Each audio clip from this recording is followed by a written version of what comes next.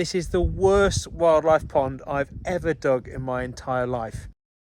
Well, hello everyone and welcome to a rather overcast Northumberland. Nice to be back in this part of the world where almost 2 years to the day I got married, just 10 minutes in that direction, in the beautiful little town of Alnwick, a very quaint little town in the northeast of England. And yeah, really nice to be back. And today's mission is a real mission, I must admit. Now, you can probably tell by the outline that I've got dotted on the ground around me that I've been through this morning with the client, that it's going to be a wildlife pond. But this one has its challenges because it's got to go in half a car park. So there's concrete edges, there's concrete, there's hardcore, there's all sorts of stuff to take up part of the driveway. And it's also got, just to add insult to injury, a slope that way. So a real challenge, this one, but I like a challenge. So stay tuned and see how we can turn this patch of grass into something rather special. And with the excess soil, I'm going to be making a meadow area in this expanse of grass behind me here. So two habitats in one. So it's going to go from a mown lawn into a little mini oasis for wildlife. Fingers crossed. And that's if the rain holds off. We had an absolute deluge as I arrived last night, and we're due more in about 10 minutes. So yes, wish me luck. Let's see how we can turn this into something a bit better for wildlife.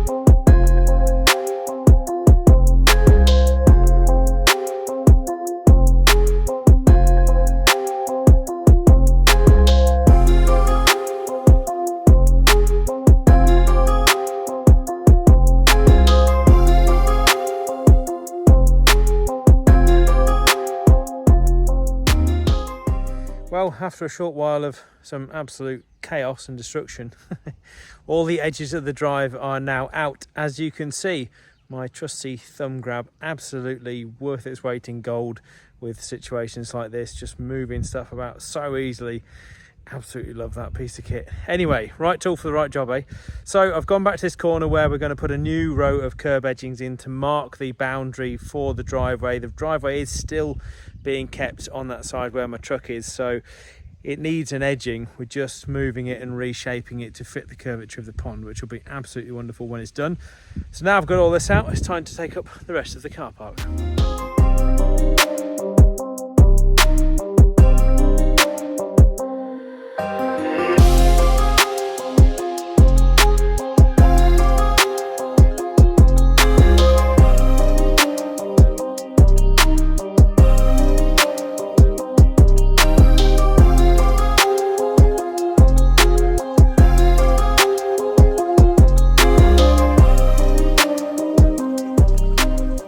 And as is always the way in Britain, it started raining. So I might just give it a few minutes, see if it passes through, although it looks pretty set in for the afternoon. And the trouble is, I don't want to trash all of this nice lawn currently, because some of it is going to remain. So the last thing I need to be doing is putting some big ruts in the lawn on day one. So I think I'll grab a cup of tea.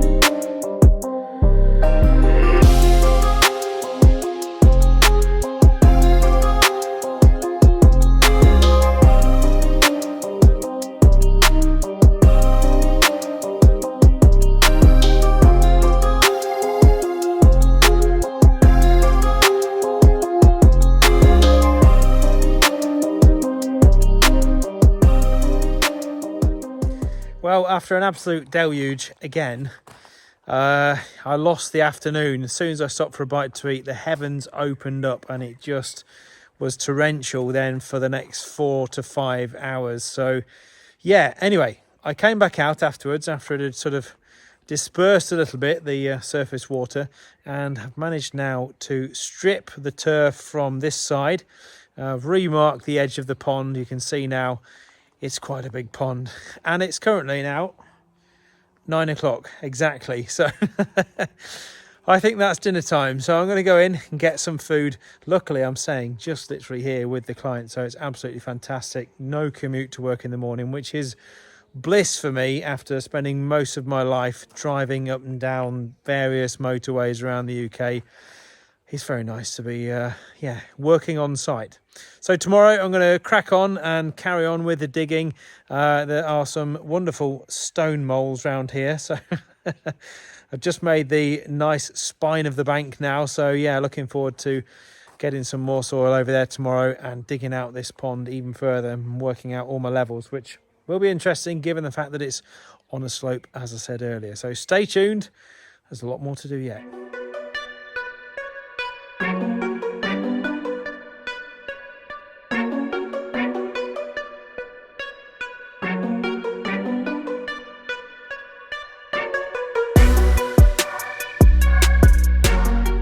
Go to Northumberland to dig a wildlife pond, they said. It might be a bit rocky, they said. I feel like I'm on the set of Jurassic Park. This rock that I've just unearthed is currently 12 feet long and there's no sign of it ending. And it's over 4, 5, 6 feet wide in places. So, yeah, that was a bit of a shock. So, and unfortunately, it's right where the pond is. So, and it's just too far into the pond for me to ignore. So there is no other way. I'm literally going to have to dig this thing out. Now, luckily, I have a little weapon in my arsenal over there that attaches to the end of bob, known as a breaker or a pecker. And I have used it before on jobs where I've hit loads of concrete or rocks. Once I had a situation like this that was similar in Wales, where I was making a pond last autumn, actually. And it was just solid bedrock. Now I'm hoping this stuff is breakable and it's not really solid, because some of the stone used to build this house and some of the local houses is like iron. It is so strong. So I'm just hoping that the pecker will go through that. So I'm just trying to dig around it at the moment to find out how big it is. The phrase tip of the iceberg has never felt so appropriate. Who knows how far this goes down, and who knows what else is to be unearthed under there. So wish me luck.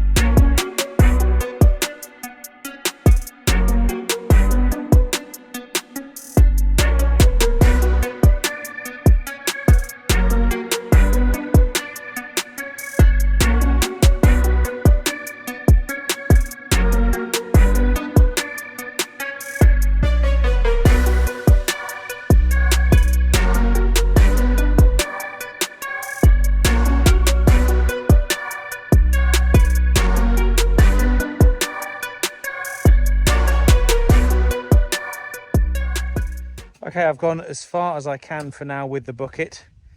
Now we've attached the pecker to Bob.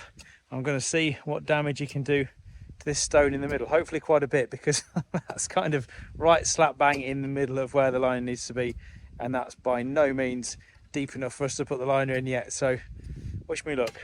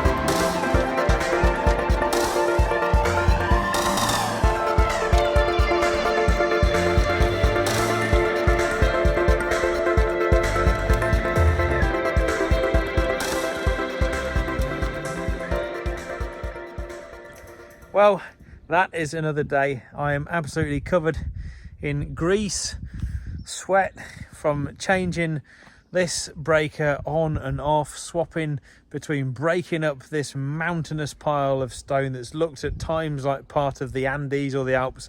All right, slight exaggeration and imagination needed, but it has been ridiculous. This stuff is so hard. I'd probably rather be trying to break iron. It is that tough, and concrete would be a piece of cake compared to trying to break this stuff. It is whinstone, and it is a really hard local stone, and I can categorically say without a shadow of a doubt, this is the worst wildlife pond I've ever dug in my entire life. So there's a fact for you. And I've dug over 140 of these now, and this is definitely the worst by far. This rock runs from one end right the way through the middle of this pond to the other side, and my god is it tough, as I've just said. So what are we going to do about it? Well, starting tomorrow we have another piece of kit turning up, because I could be here with Bob and this breaker for another week trying to get this thing broken down to where I need it to be, because this is a shelf here and I've still got to go down another couple of feet even in the deepest point. So we have another weapon turning up tomorrow, so stay tuned. Okay, so after 2 days with Bob trying to break out this stone, I decided we need an upgrade. It was just becoming really testing on my patience, on Bob himself, and it was a real struggle to try and break off small sections of this stone. And we've still got 2 or 3 feet to go before we reach where we want to reach depth wise in the middle. So let's try out the new machine and see how she does.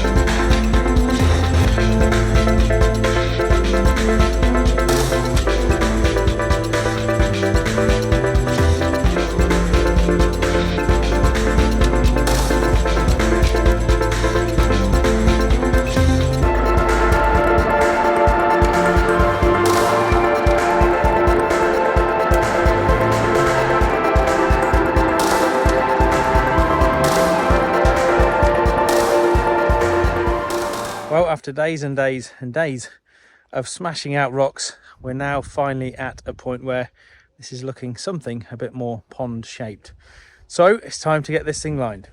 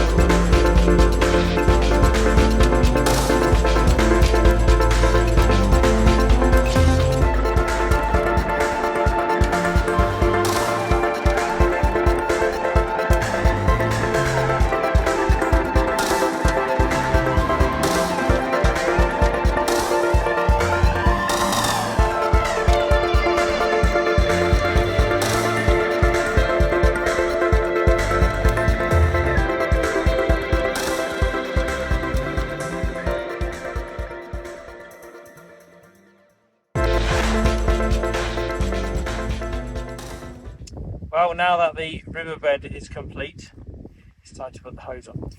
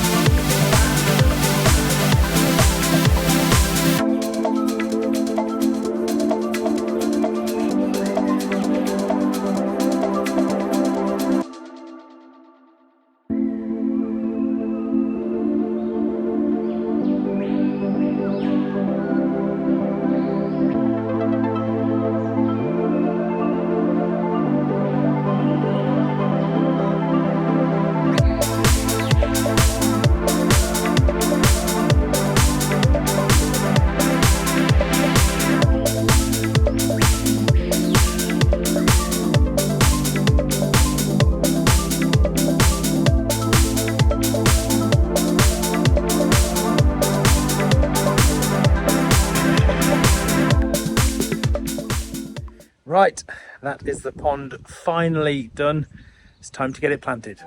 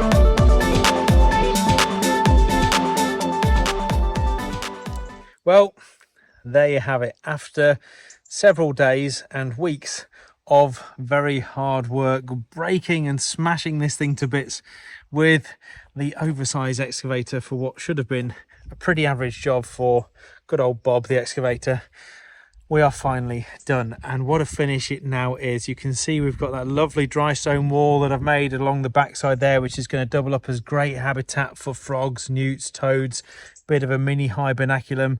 All the margins have been planted with all the native wildflowers that I plant around my ponds. I've added all my rotten logs and dragonfly perches, and this thing even has a couple of beeches, which is a bit of a me signature. One thing that I love to put around the margins of a pond, just to encourage more birds to bathe and drink, somewhere that's nice and open for them to get down to access the water. And as you can see in the background, what was a pile of rocks and expletives at times is now a rather nice capped off bank, which is just about to be sown with wildflowers. I'm going to sow it with some grasses and wildflowers on there, so that becomes a mini habitat in its own right, along with some of the patches of grass that got a bit scuffed up when we were moving all the soil around. It's all now perfectly leveled off and will be another vital habitat for wildlife in no time at all. So what do you think? Let me know your thoughts. If you've enjoyed the video, obviously give the video a like and